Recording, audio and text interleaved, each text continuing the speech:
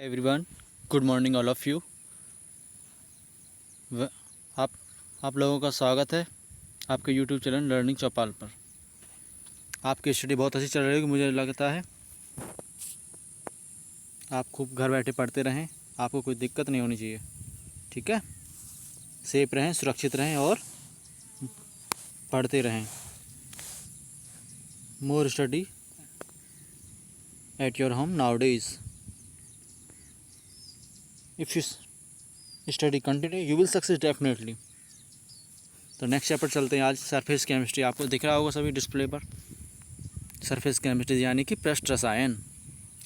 Some of the most important chemicals are produced industrially by means of reaction that occurs on the surfaces of solid catalyst. ठीक है, अब हम जानते हैं पृष्ठ रसायन होता क्या है। देखो, इसमें सबसे पहले जानना है सरफेस। व्हाट इज सरफेस क्या होता है। व्हाट इज सरफेस, आप मुझे कमेंट करके बताना जो अपने आइडियाज़ हों। सरफेस क्या होता है। सरफेस होता है, सरफेस जो है ना, a distinct boundary which separate two other medium. जैसे मान के चलो आपके पास you have one glass of water, you have one glass of water जो क्या है, फुल भरा हुआ है वाटर से। तो आपको देखो उसकी सरफेस पे हाथ रखना, उसकी सरफेस से जस्ट ऊपर क्या है, एयर है, लेकिन उस सरफेस से जस्ट नीचे क्या है, वाटर है, यानी कि दो अदर मीडियम है। ऊपर वाला जो मीडियम है वो क्या है, एयर, नीचे वाला मीडियम क्या है, हमारा वाटर है। तो इसी को क्या बोलते हैं, सरफेस। इस सरफेस को सेपरेट, मतलब इस जो मीडियम है इनको सेपरेट कौन कर रहा है, सरफेस ही तो सेपरेट कर रही है। द सेपरेट पार्टीशन विच या फिर a distinct boundary which separate two other medium is called surface. ओ ठीक है, आपने रीडिंग लगा रखी होगी। Surface chemistry deal with phenomena that occurs at the surfaces और interfaces.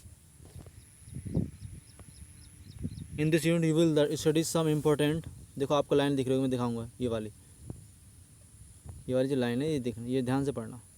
In this unit you will studying some important feature of surface chemistry such as adsorption, catalysis and colloid including emulsion and gels. ठीक है, इस पर study करनी है। ठीक है, चलते हैं फिर नेक्स्ट। देखो एडजॉर्प्शन देखो है 5.1, ये हेडिंग है हमारे।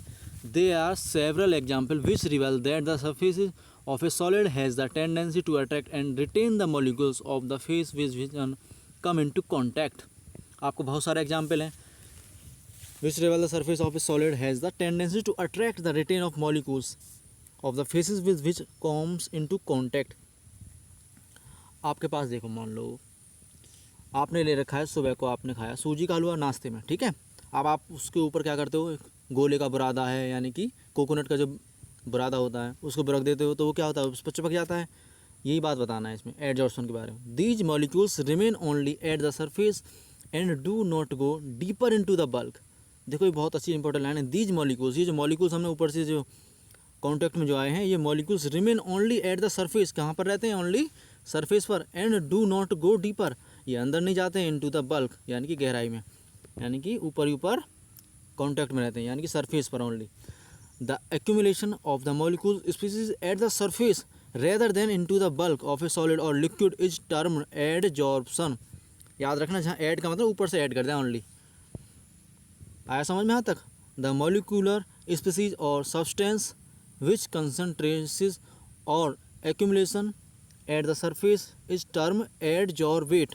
ये ध्यान देना अपना, ये कह रहा है कि विच कंसनट्रेट्स यानी कि जो आपने ऐड किया है, और accumulates eight the surface is term adsorbate, यानी कि आपको क्या है, नाश्ते में क्या मिला था आपको, सूजी का हलवा, ऊपर से क्या डाल दिया हमने उस पर, गोले का बुरादा, यानी कि गोले को पीस कर कस के, जो कद्दूकस में कस के करते डालते हैं ना, गोला काट के ऊपर रख देते हैं, फिर उसमें ऊपर से किशमिश डाल देते हैं। ये सब क्या है इसमें, एडजॉर्बेट।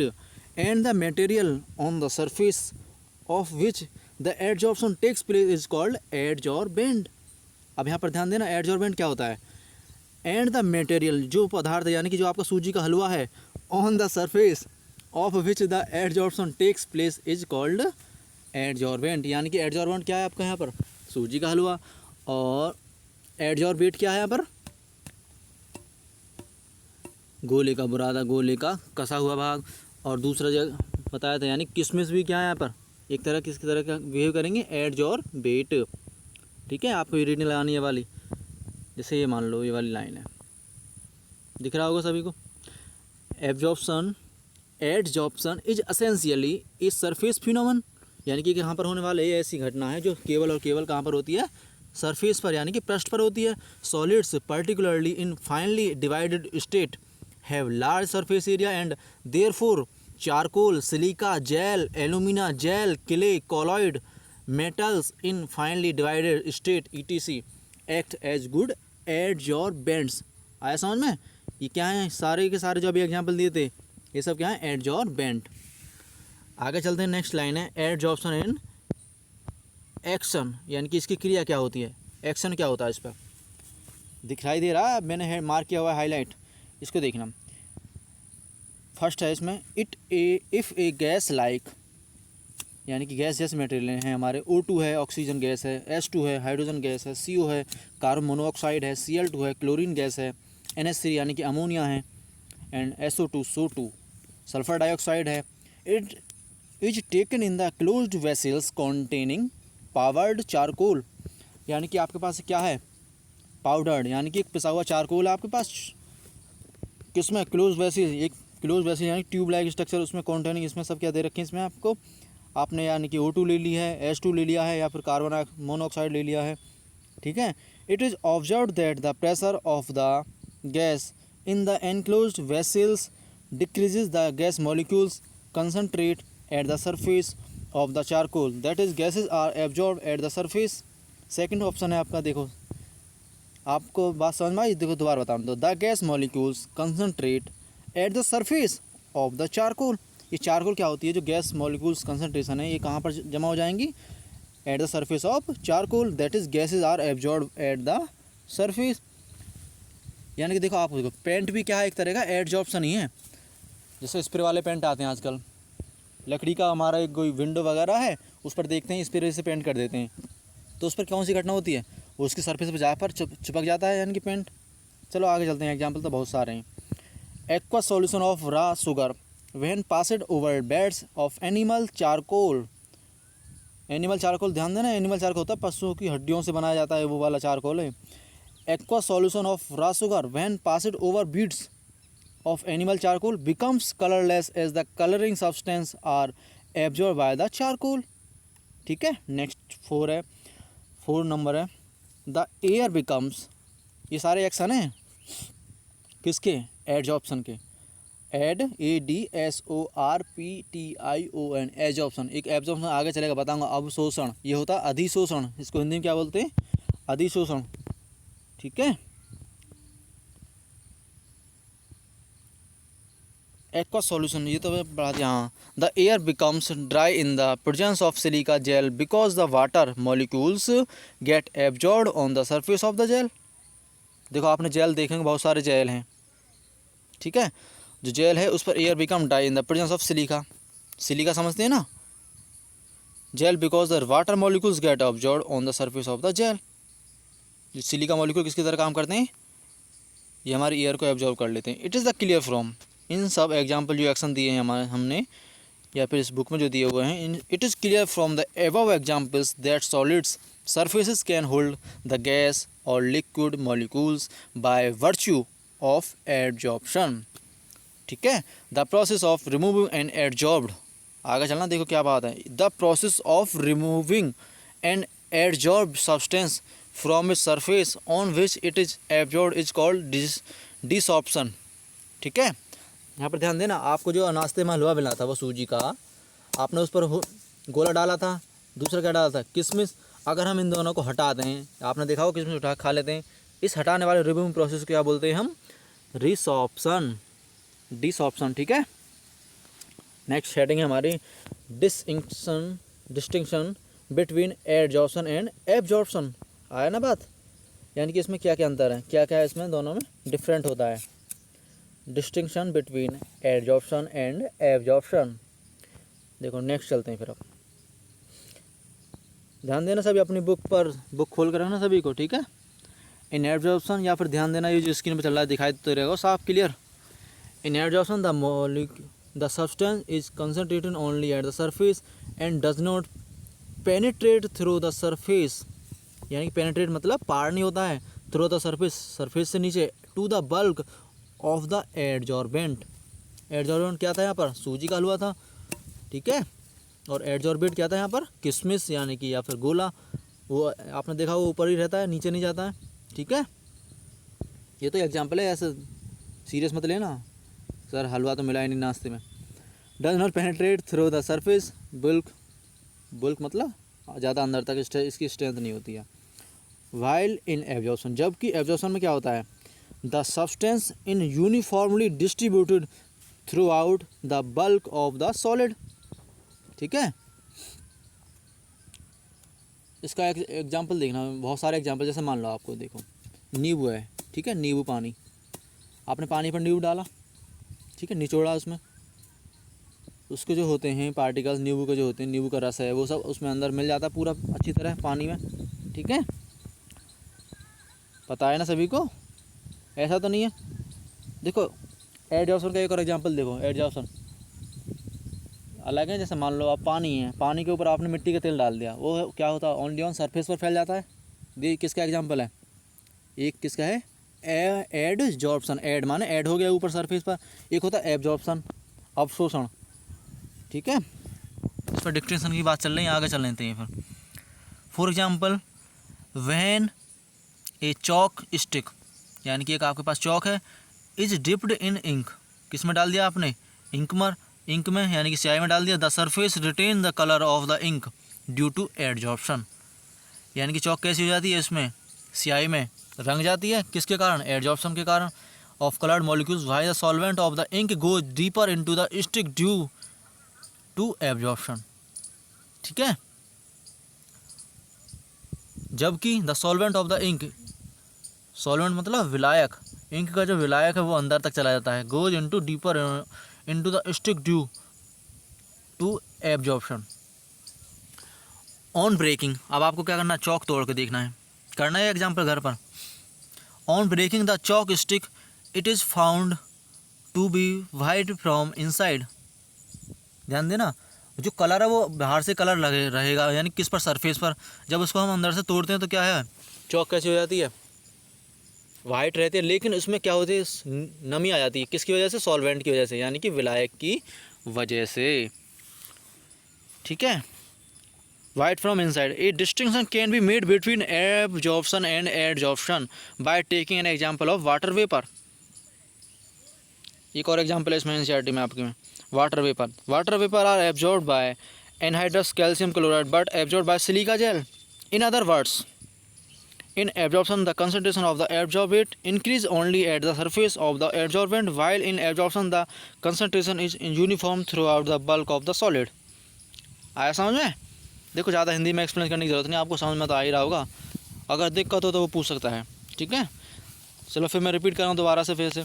इन अदर वर्ड्स, ये देखो लाइन देखना है यहाँ पर, इन अदर वर्ड्स, यहाँ पर ध्यान देना है, मैं मार्क किया हूँ, अरे मार्क हो जा, ये रहा।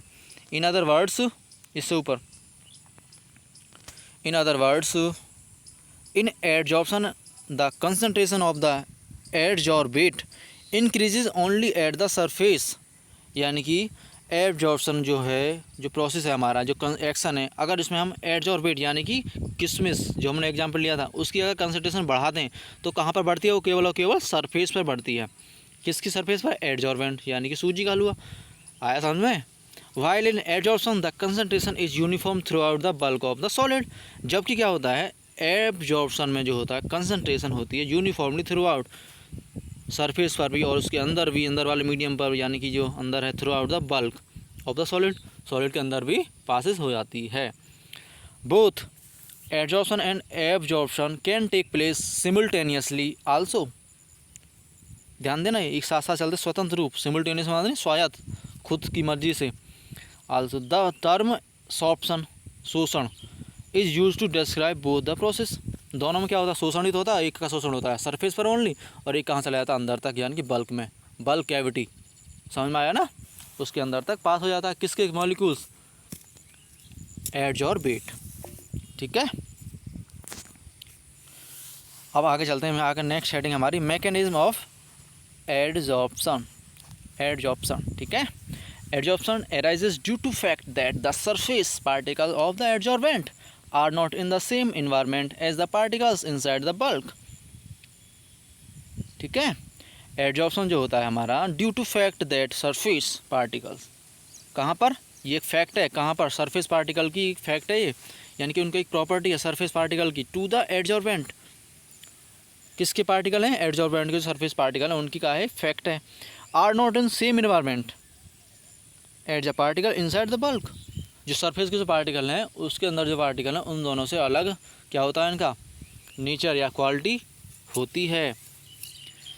Inside the adsorbent all the forces acting between the particles are mutually, next चलते हैं, mutually balanced, but on the surface the particles are not surrounded by atoms और molecules of their kind on all side.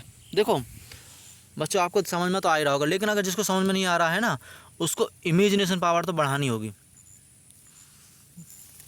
You have assumption that, देखो मान के चलो आप एक example लो, एक ट्रेन इधर से आ रही है लेफ़्ट साइड से, एक ट्रेन किधर से आ रही है राइट साइड से, ठीक है, ध्यान देना मेरी बात पर, दोनों की स्पीड बहुत ज़्यादा है, 60 की स्पीड से आ रही है और उनका ट्रैक भी सेम है, क्या है, ट्रैक भी सेम है। अब वो इतनी क्लोज आ गई कि उनमें टक्कर हो गई, इमेज बनाना अपनी, आप इमेज तो बनी रहोगी, आपने ट्रेन तो देखी है, टक्कर हो गई आपस में, टक्कर होने के पर क्या इमेज बन रही है आपके दिमाग में, उस इमेज को देखना, ऐसी इमेज इस पर बनानी है। ये जो एग्जांपल दे रखा है मैंने, balance but on the surface the particles are not surrounded by atom और molecules of their kind of all sides and hence by possess unbalance और रेजिडुअल अट्रैक्टिव फोर्स, यानी कि ये यहाँ पर ये कह रहा है कि सरफेस के जो पार्टिकल हैं वो अनबैलेंस्ड रहते हैं, यानी कि उसमें कुछ ना कुछ फोर्सेस होते हैं, और जो अंदर वाले पार्टिकल हैं यानी कि बल्क कैविटी वाले जो पार्टिकल हैं हमारे एडजॉर्बेंट के, वो बैलेंस रहते हैं एक दूसरे से, टक्करें होती रहती हैं, वो पता है, जिगजैग मोशन, ब्राउनियन मोशन पता है ना सभी को। तो सब क्या है, बैलेंस रहते हैं, म्यूचुअली बैलेंस, लेकिन सरफेस वाले क्या हैं, वो बैलेंस नहीं रहते हैं। तो दोज या these forces of the adsorbent are responsible for attracting the adsorbate particles on its surface, ठीक है, रीडिंग लगाना। The extent of the adsorption increase with the increase of surface area per unit mass of, ये line बहुत important, याद देना, ध्यान रखना, ये वाली सेलेक्ट कर रहा हूँ, ये वाली यहाँ ध्यान से ना। The extent of adsorption increases with the increase of surface area, यानी कि अगर हम सरफेस एरिया बढ़ा दें, मान के चलो आपने एक गिलास में वाटर भर रखा है, ठीक है, उसी पानी को हमने किस में डाल दिया, किस में, एक चौड़े बर्तन यानी कि प्लेट वगैरह या फिर और छोटे बाउल वगैरह में डाल दिया। अब उसमें हम कुछ ऐड करें, यानी कि चिलवा ऐड कर दें, चिलवा, ठीक है। तो देखना है आपको, आपने एक ले रखा वाटर या फिर मिल्क ले लो, मिल्क ऊपर आपने चिलवा डाल दी, खीर डाल दी, तो क्या है, सरफेस ज़्यादा होगी, जब तो ज़्यादा होंगी अट्रैक्ट। मान लो एक गिलास पर कितने चिलवा आ जाएंगे गिलास के एरिया पर, यानी कि सरफेस एरिया ज़्यादा, तो क्या हो जाएगा, एडजॉर्बेंट भी पावर ज़्यादा। और इसमें और क्या देखा, per unit mass of the adsorbent at a given temperature and pressure, ये इंपॉर्टेंट है, ये किसी पर्टिकुलर टेम्परेचर या किसी पर्टिकुलर प्रेशर पर, प्रेशर का इंपॉर्टेंट रोल है यहाँ पर जैसे गिलास है हमारा, गिलास पर हम प्रेशर से क्या चिलवा डालते रहें गिलास भी फुल हो जाएगा प्रेशर से, तो ऐसी चीज़ है, ठीक है। और टेम्परेचर है ही हमारा, अगर किसी का टेम्परेचर बढ़ा दें, गर्म कर दें, घोटें, चलाएं, हलवा चलाएं। तो another important factor factoring absorption is the heat of the absorption. During absorption there is always a decrease in residual forces of the surface, that is there is decrease in surface energy which appear as heat absorption, therefore is invariably in exothermic process. Exothermic means heat, इसमें क्या होती है, release होती है, heat निकलती है। इन other words delta H क्या है, enthalpy heat of adsorption is always negative. Important line है यहाँ पर, मार्क कर लेना सभी, ये वाली, यानी कि डेल्टा एच क्या होता है, एडजॉर्प्शन का always negative. When A gas is absorbed the freedom of movement of its molecules become restricted. This amounts to decrease in the entropy entropy term बहुत इंपॉर्टेंट है, इसके ध्यान रखना। Entropy, the randomness of energy is called entropy of gas after adsorption, that is delta S. इसको represent किससे करते हैं? Delta S is negative. Delta S भी क्या हमारा नेगेटिव है, इसको मार्क कर लेना सभी हाईलाइटर से। Adsorption is the thus accompanied by decrease in enthalpy as well as decrease in entropy of the system। समझ में आया ना? randomness of the system is called entropy, मैंने बताया था अभी। for a process of the spontaneous मतलब ना जो खुद होता है, यानी कि स्वेच्छा से। the thermodynamic requirement is heat at constant temperature and pressure। Delta D यानी कि गिब्स एनर्जी होती है, इसको बोलते हैं फ्री एनर्जी बोलते हैं, is also known as free energy. Delta D must be negative. देखो हमने अभी 3 चीज़ पढ़ी थी यहाँ पर, डेल्टा एच यानी कि एंथैल्पी, डेल्टा एस यानी कि एंट्रोपी चेंज, और डेल्टा जी यानी कि फ्री एनर्जी चेंज या Gibbs energy change. These are also be negative. That is there is a decrease of Gibbs energy on the basis of equation delta D G equal to delta H minus T delta S. T यहाँ पर क्या है? Where T equal to temperature, delta S equal to change in entropy, और delta H equal to change in enthalpy is positive. नहीं, next ये line अगली है।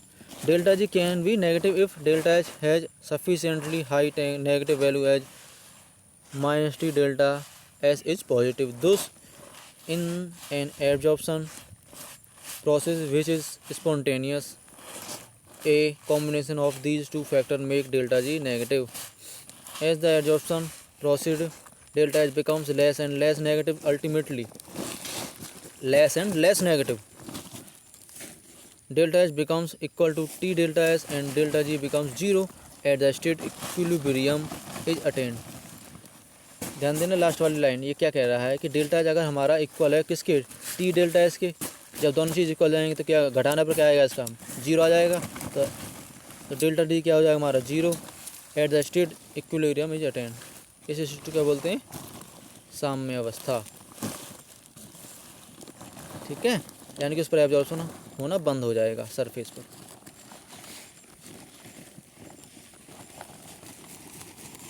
ठीक है, bye bye, take care yourself. चलते हैं, मिलते हैं फिर नेक्स्ट वीडियो में। अपना होमवर्क करते रहना, मैंने PDF भेज दिया आपके व्हाट्सएप ग्रुप में। ओके, चलते हैं फिर।